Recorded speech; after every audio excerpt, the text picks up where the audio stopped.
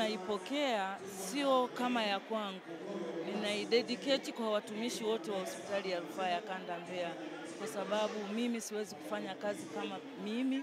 Ninaamini kabisa watumishi wote wana mchango mkubwa mpaka mimi nikapata hii tuzo. Katika utendaji wa kazi kwenye sekta ya umma changamoto ziko nyingi, lakini kama msimamizi wa rasilimali watu, changamoto kubwa hapo nyuma ilikuwa ni upungufu wa watumishi. Lakini tunamshukuru sana Mheshimiwa Rais, na hospitali yetu ni miongoni mwa hospitali ambazo zinapokea watumishi.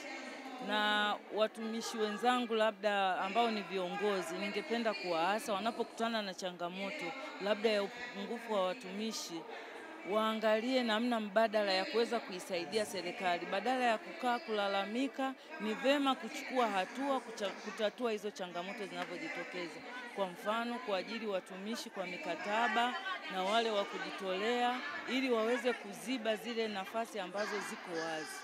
Wasikae kulalamika. Serikali inataka sisi kama viongozi tutatue changamoto, tutafute mbinu mbalimbali za kuweza kutatua changamoto tunazokabiliana nazo. Hilo ndio kubwa ambalo ningeweza kuwaasa. Lakini kwa wanawake wenzangu ningependa kuambia kwamba wapambane. Vitu vikubwa huwa haviji kwa urahisi. Mpaka watu wakuone kwamba huyu kweli ni malkia wa nguvu au huyu ni mfanyakazi hodari. Utendaji wako wa kazi pia unaangaliwa. Kwa hiyo wafanye kazi kwa bidii, juhudi na maarifa, bila kukata tamaa, bila kulalamika. Ninaamini kabisa watafika pale wanapotakiwa kufika.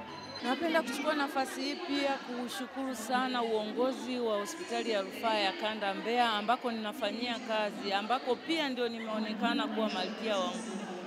Uongozi wa hospitali ambao unaongozwa na Dr. Godlove Mbwanji. Ninamshukuru sana kwa maelekezo yake, kufundisha, kutokukata tamaa.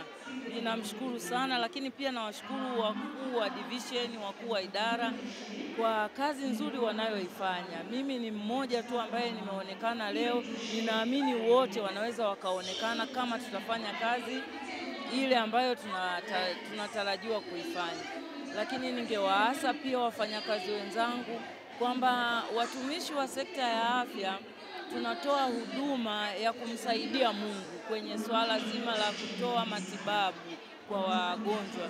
Kwa hiyo tunatakiwa tuwe na huruma, wapole, lakini pia kuzingatia ile taratibu za customer care kwa wagonjwa. Tukitoa customer care nzuri, wagonjwa wengi watavutika kuja kwenye vituo vyetu vya kutolea huduma, na ninaamini mwisho wa siku tutapunguza vifo ambavyo havikutarajiwa, vifo ambavyo havikukusudiwa wala havikutakiwa vitokee.